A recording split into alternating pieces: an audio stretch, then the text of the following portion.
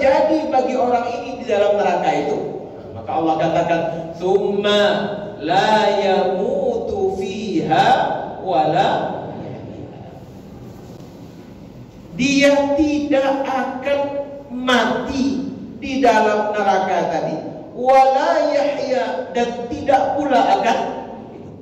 Nah, ketika menafsirkan ayat ini, ada yang menarik. Dalam tafsir Ibnu Katsir itu, Ibnu Katsir mengambil sebuah riwayat.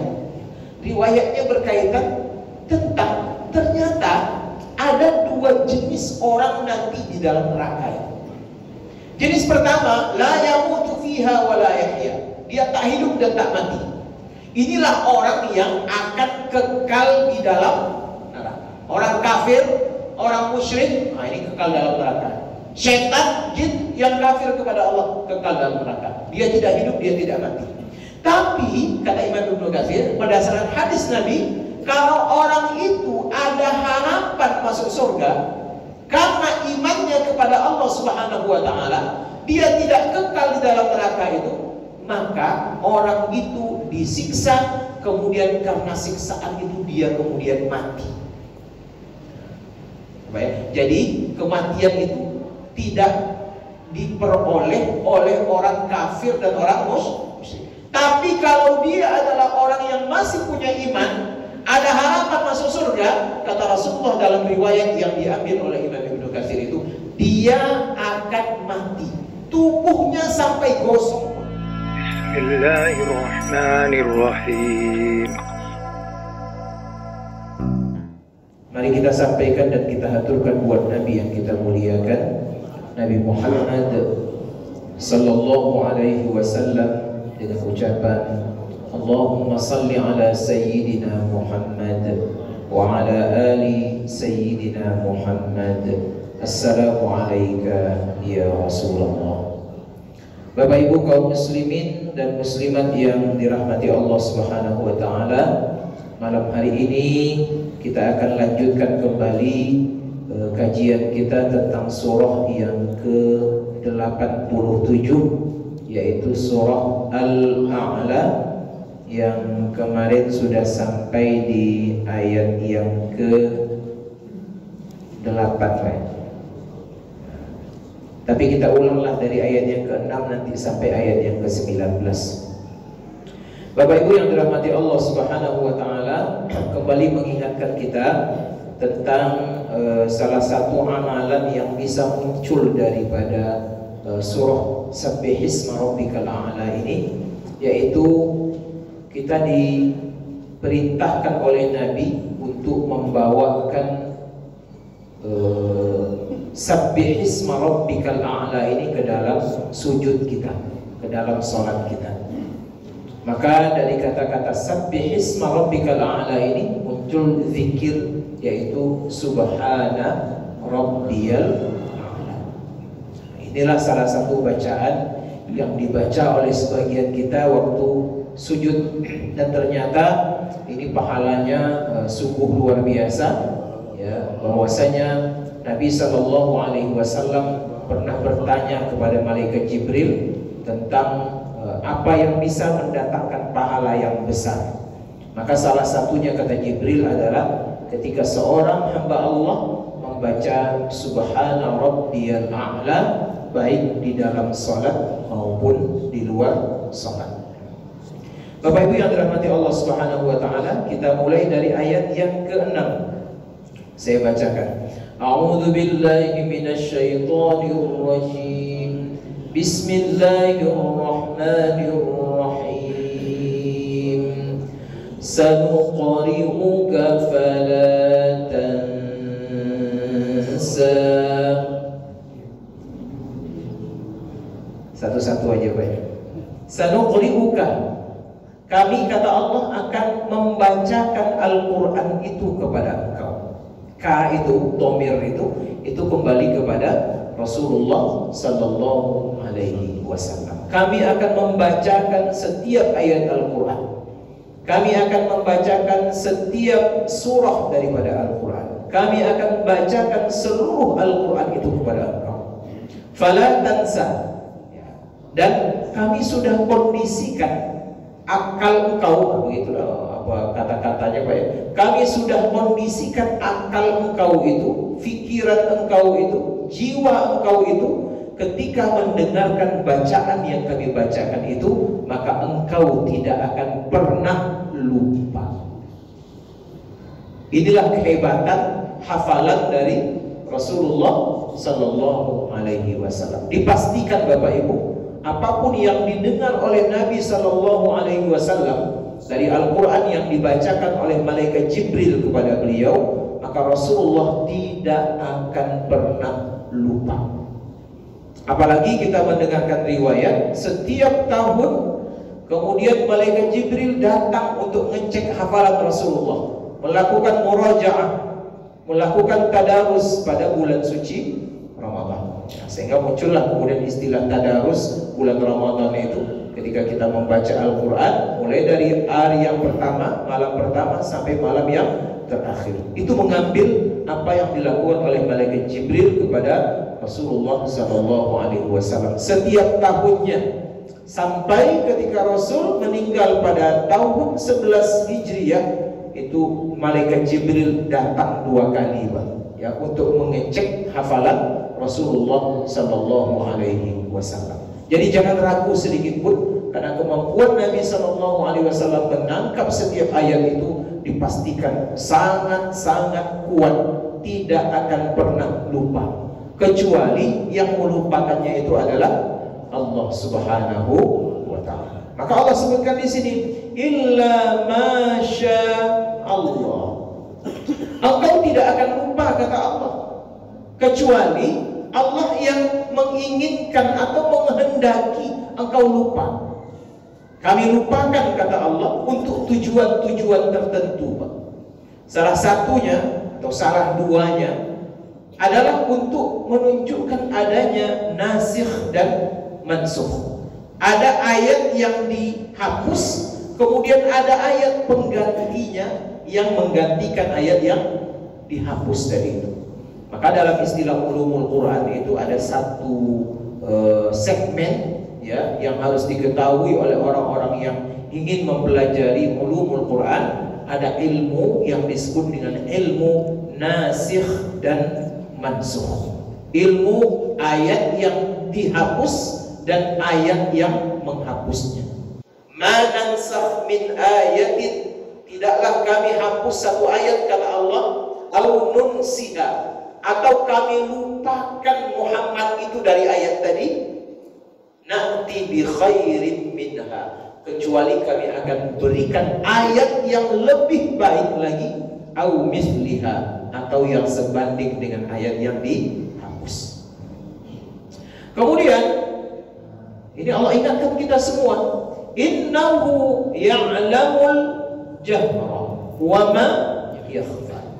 Sesungguhnya dia, itu dia kembali kepada siapa? Kepada Allah Subhanahu wa Ta'ala, bukan kepada Nabi Muhammad ya.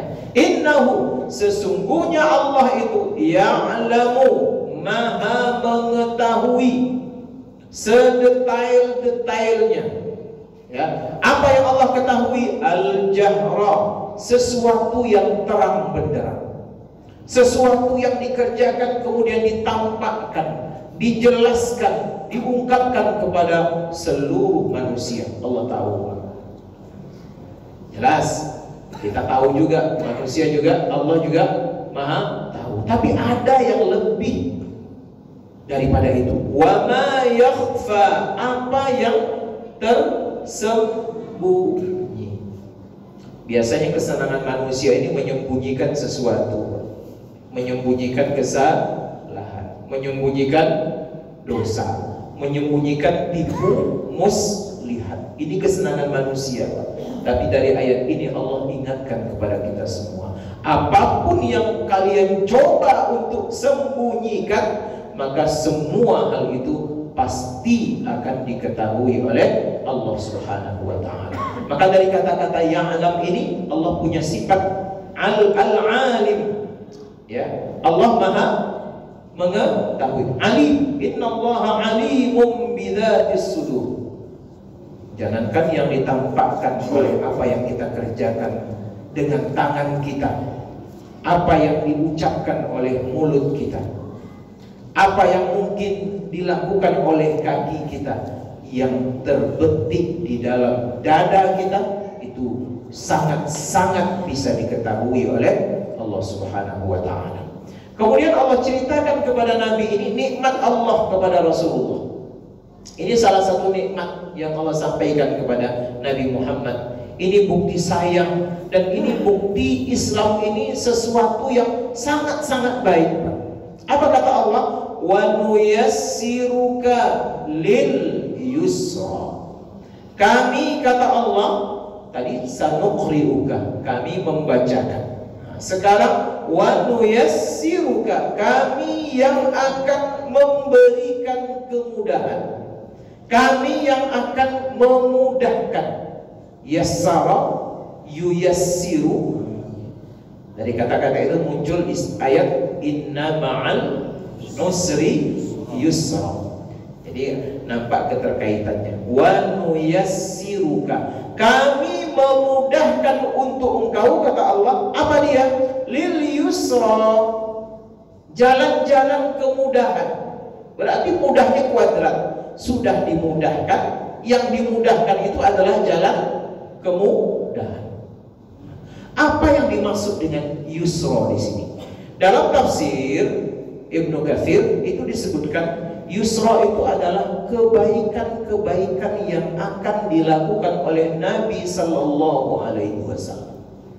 Setiap kebaikan yang ingin dilakukan oleh Nabi itu senantiasa dibantu oleh Allah, senantiasa dimudahkan oleh Allah, senantiasa dilancarkan semuanya oleh Allah.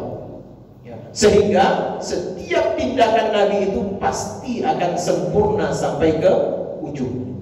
Ya, walaupun melalui proses, Pak, ya, kita jangan lupa dari proses-prosesnya. Sebab kadang-kadang kita segalanya ingin instan, ya. Padahal Allah sudah berikan satu hal yang disebut dengan proses. Nah, ini yang harus kita patuhi. Ya. Ketika proses itu berlangsung, disitulah kita diberikan satu hal yang disebut dengan kesabaran. Jalani proses itu dengan penuh kesabaran. Ujungnya al-yawma akmaltu lakum dinakum. Ujung daripada kemudahan itu, kata Allah, kami sempurnakan agama Islam ini untuk Nabi Muhammad dan untuk seluruh pengikut Rasulullah Sallallahu Alaihi Wasallam. Ini sayang Allah untuk Rasulullah, Pak. Ada juga ulama yang menafsirkan Allah dari hal ini menunjukkan kepada kita semua bahwasanya Islam itu penuh dengan kemudahan. Islam itu mudah, tapi jangan dipermudah. Mudah Islam, lapang. Islam itu lapang, luas sekali, banyak pilihan di dalamnya. Silakan kita memilih menurut dalil-dalil yang kita pahami. Nah, itu maksud daripada al-yusra di sini. Mudah sekali agama kita ya. Dari cara sholat, ya, sholat kalau orang-orang agama lain dia mesti sholat di rumah ibadahnya. Kalau tidak di rumah ibadahnya tidak diterima sholatnya. Kalau kita tidak ada masjid, kita dalam perjalanan mau sholat di mana, silakan sholat. Sholat di atas punggung onta, silakan. Nabi pernah melakukan hal itu. Sholat di atas mobil, silakan. Sholat di dalam hutan, silakan. Sholat di pinggir pantai, silakan. Nah, itulah kemudahan agama Islam ini. Padahal ada agama lain tidak bisa. Mereka kadang-kadang mesti melaksanakan ibadah mereka itu di dalam rumah ibadahnya, Pak. Kalau tidak di dalam rumah ibadahnya, tidak bisa. Tapi itu tidak akan kita temukan di dalam agama Islam. Apalagi istinja, kita ingin bersuci, tak ada air, silakan gunakan debu. Tak ada air untuk istinja, gunakan batu yang bersih. Nah, itulah kemudahan-kemudahan yang ditawarkan oleh Allah Subhanahu wa Ta'ala kepada satu agama yang disebut dengan Islam, yang Allah mudahkan untuk kita. Jadi kalau ada orang yang mempersulit-sulit agama ini, memang nggak boleh, Pak. Ya kadang-kadang contohnya ada orang mau masuk Islam, ya macam-macam harus sunat dulu. Kadang-kadang sunat itu dia membuat takut dia, Pak. Ada orang Cina-Cina tuh kenapa nggak mau Islam, takut sunat kan ini. Ya kalau nggak mau ya sudahlah dulu, nanti lah kan. Nah, dibujuk baik-baik.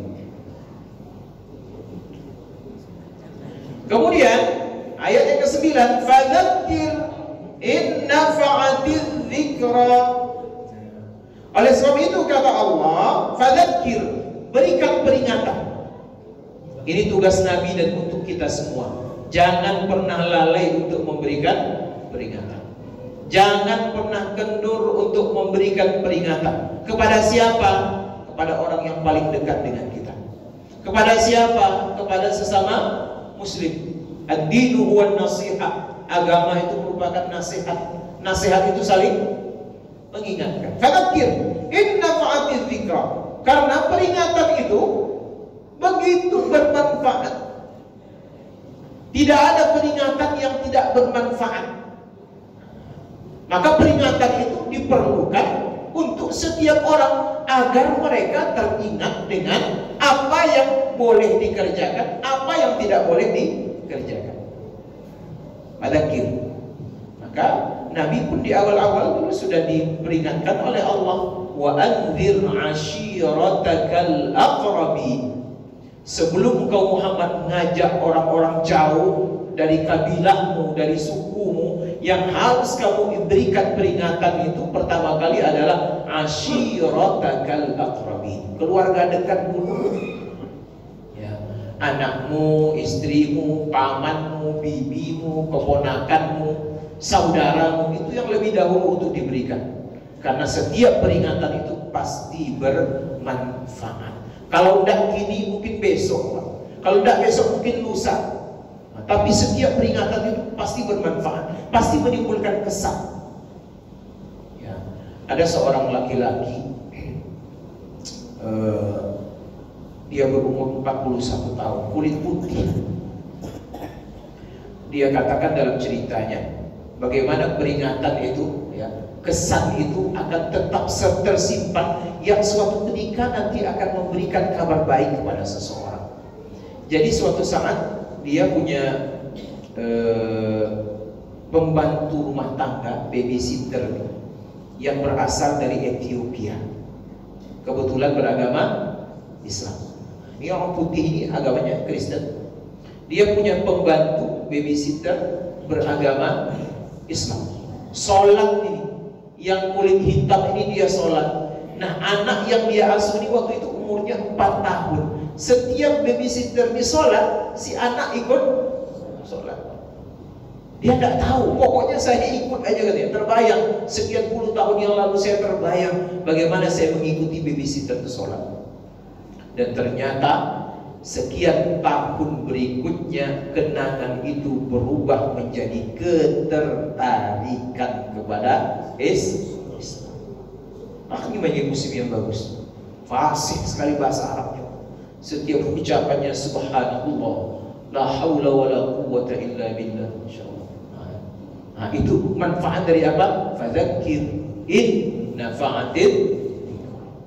Jadi tugas kita mengingatkan, mau dia terima atau tidak ya urusan lain. Tapi suatu saat nanti peringatan itu akan menjadi satu hal yang sangat manis untuk memberikan perubahan kepada kehidupan seseorang.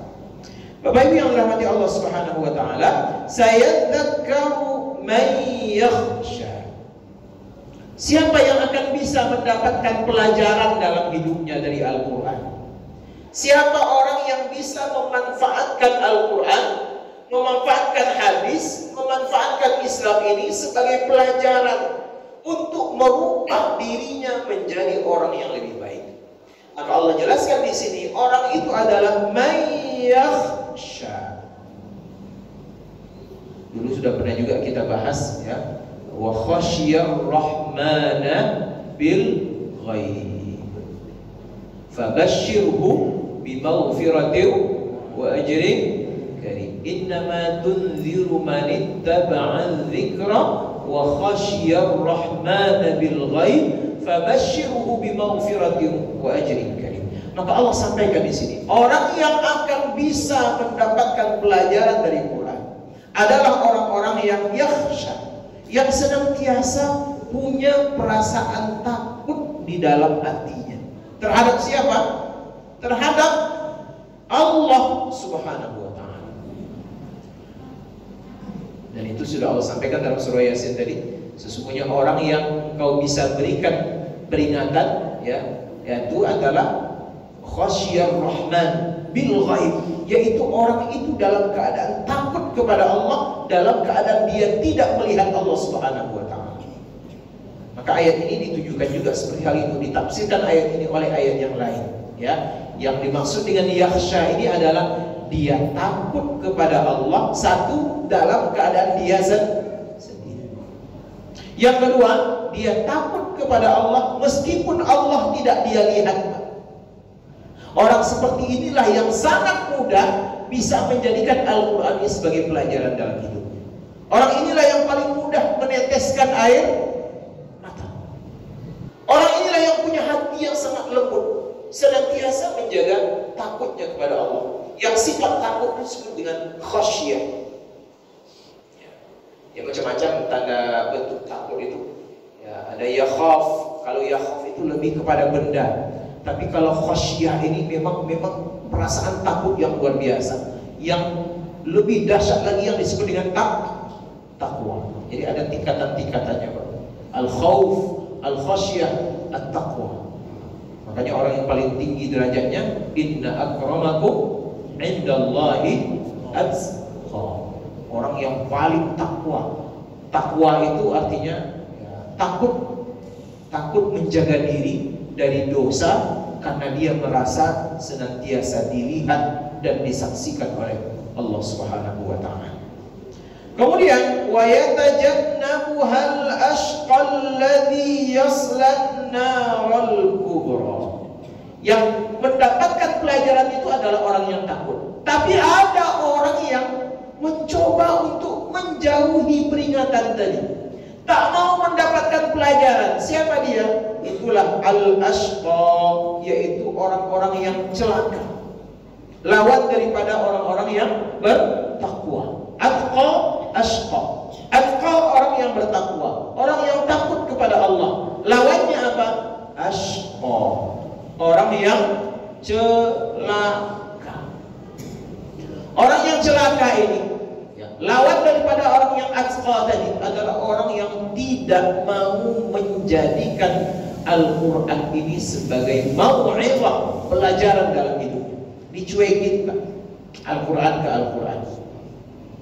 Tidak percaya dengan Al-Quran, benci mendengar Al-Quran. Pokoknya kalau ada ayat-ayat Quran, hapuslah ayat-ayat itu, tidak ada gunanya. Saya pernah mendengar ada satu cerita, tapi saya tak saksikan.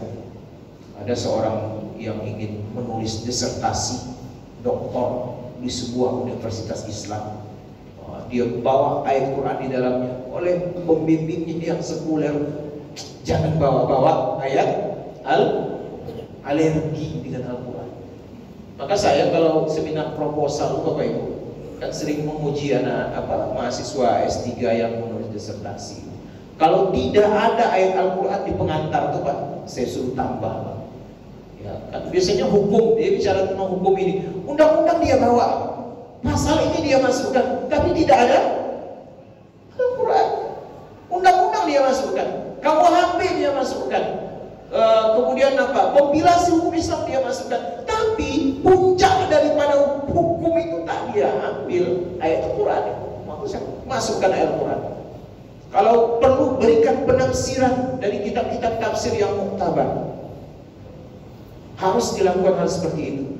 Sebab kalau tidak, nanti jangan sampai kita dicap oleh Allah wa yatajannabuhal ashqa. Jangan jadi orang-orang celaka yang serba alergi dengan agama, serba alergi dengan Al-Quran, benci mendengarkan Al-Quran, benci sesuatu yang berkaitan dengan Al-Quran.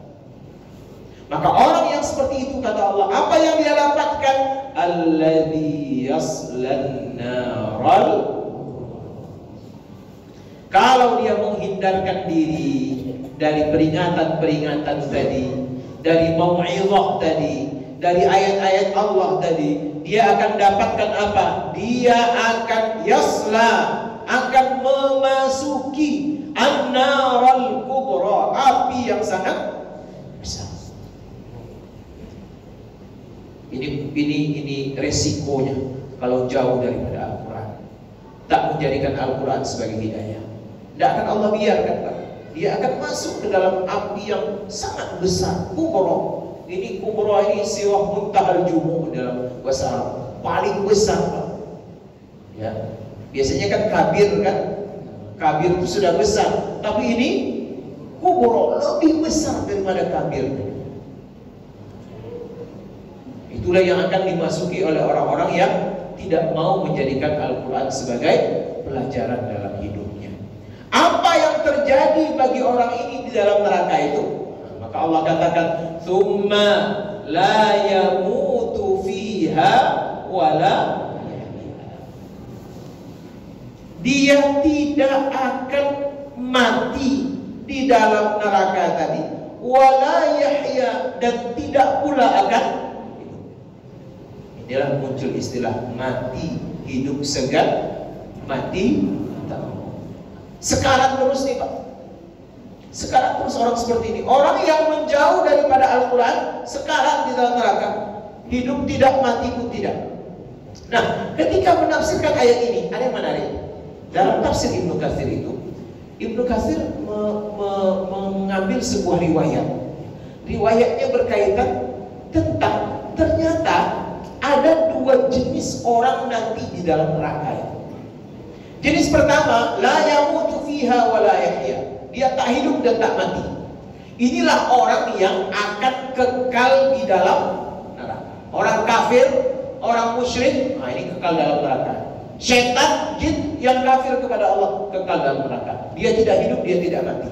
Tapi kata Imam Ibnu Katsir, berdasarkan hadis Nabi, kalau orang itu ada harapan masuk surga karena imannya kepada Allah Subhanahu wa taala, dia tidak kekal di dalam neraka itu, maka orang itu disiksa, kemudian karena siksaan itu dia kemudian mati.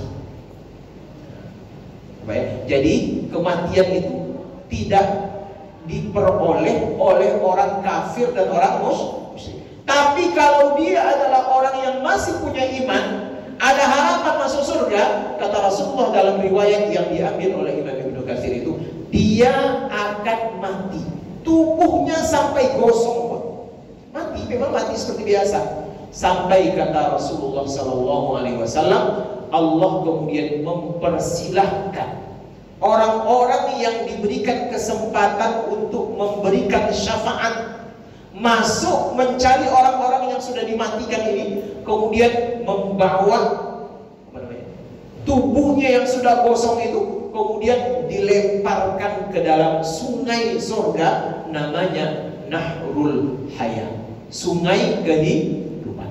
Maka kemudian kata Rasulullah, badannya itu diperbaiki oleh Allah, yang gosong diganti kulitnya menjadi kulit yang baru. Kata Rasulullah, ibarat air yang menumbuhkan satu buah biji, ya kan? Dia besar, tua, seperti itu juga nanti orang yang masuk ke dalam Nahrul Hayat itu, badannya diperbaiki, kembali dihidupkan oleh Allah, disempurnakan, kemudian dimasukkan ke dalam surga.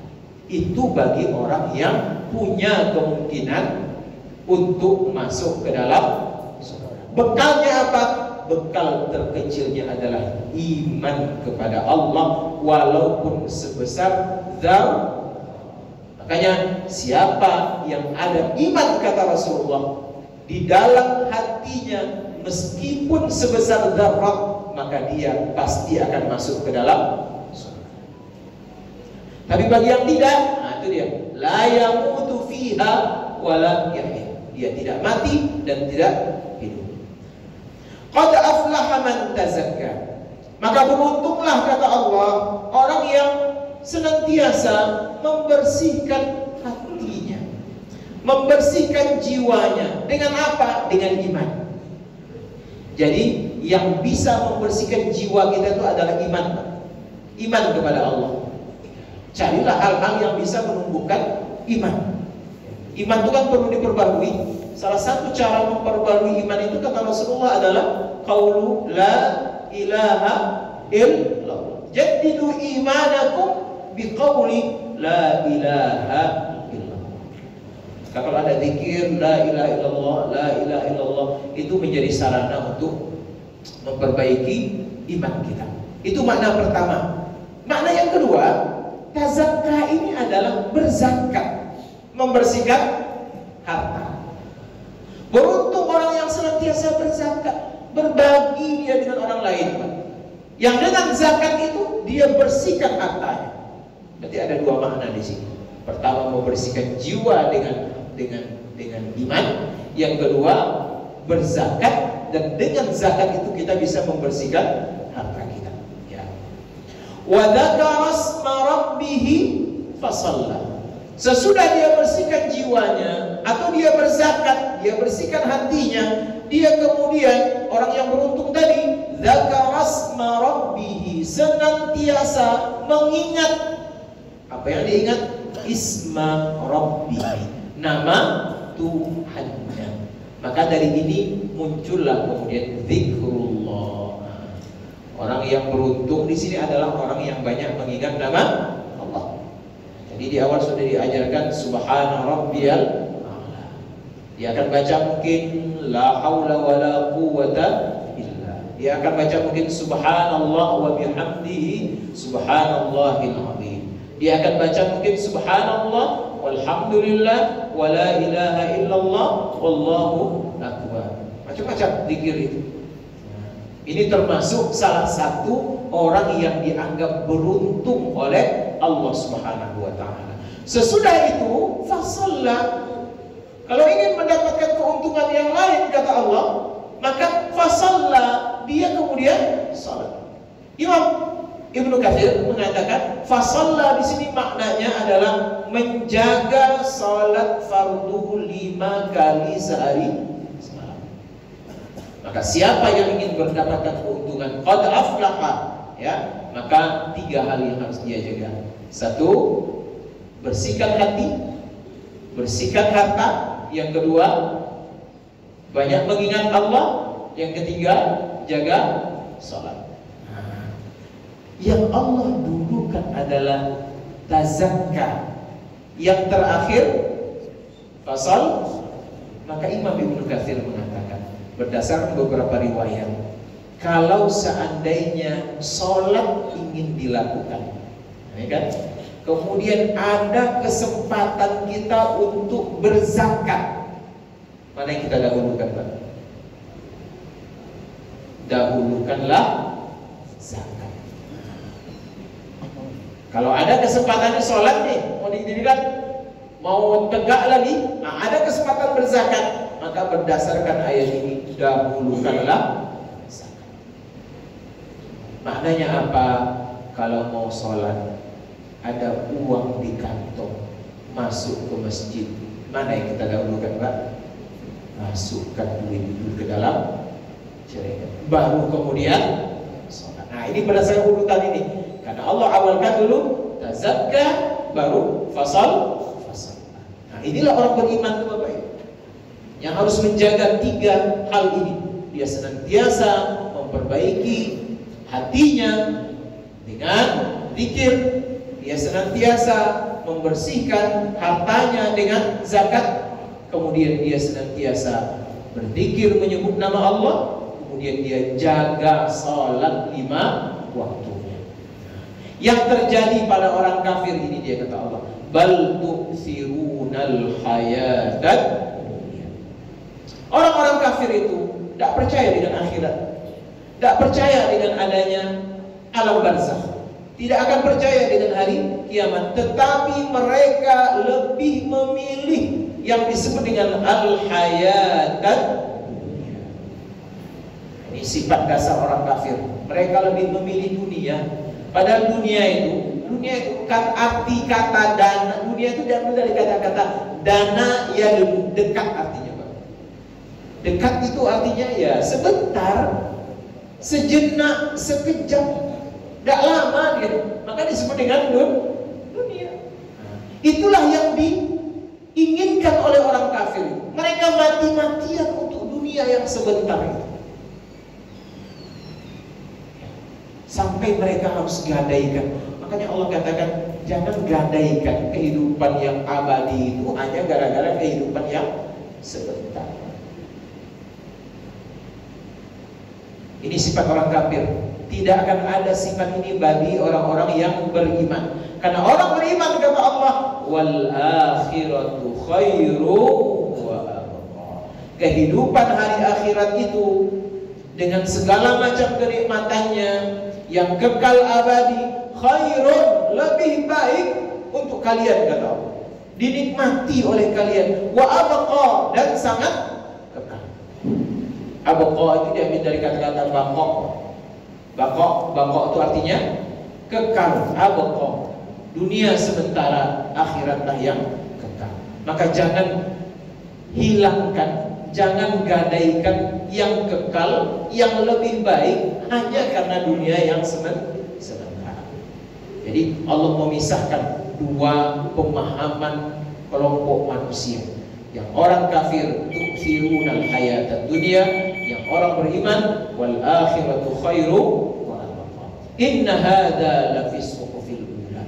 Semua yang Allah sampaikan di dalam surah Al-A'la ini kata Allah sudah disampaikan kepada nabi-nabi yang datang sebelum Rasulullah sallallahu alaihi wasallam. Yang mereka punya kitab atau mereka mendapatkan suhuf. Suhuf itu lembaran-lembaran kitab suci. Jadi artinya apa? Apa yang Allah sampaikan di dalam Islam itu yang sudah Allah sampaikan kepada umat-umat sebelumnya. Nasihat yang Allah sampaikan di dalam Al-Quran sudah disampaikan kepada umat-umat sebelumnya. Dan di antara suhuf itu adalah suhuf Ibrahim wa Musa. Suhuf, lembaran-lembaran kitab suci yang pernah Allah berikan kepada Nabi Ibrahim alaihissalam, kemudian lembaran-lembaran kitab suci yang Allah berikan kepada Nabi Musa alaihissalam. Dan kalau kita mendengarkan kalimat suhufi Ibrahim wa Musa ini, maka dianjurkan membaca alaihimassalam. Jangan alaihiba. Kalau alaihi itu satu, kalau dua alaihimassalam. Tapi lembut aja lah. Tanda kita senantiasa menjaga silaturahim kita dengan para nabi, ya, para rasul yang sudah diutus oleh Allah Subhanahu wa taala sebelum Rasulullah sallallahu alaihi wasallam. Demikianlah isi daripada surah Sabbihisma rabbikal a'la, di mana Allah bedakan dua kelompok manusia, ya, orang kafir dan orang beriman. Amal mereka berbeda, tempat mereka juga berbeda. Ya, mudah-mudahan kita senantiasa memahami ayat ini dengan baik, kita bawa dalam sholat dan bisa menjadi bahan renungan dalam kehidupan kita. Amin ya rabbal alamin. Hadanallahu wa iyyakum ajma'in. Assalamualaikum warahmatullahi wabarakatuh. Waalaikumsalam.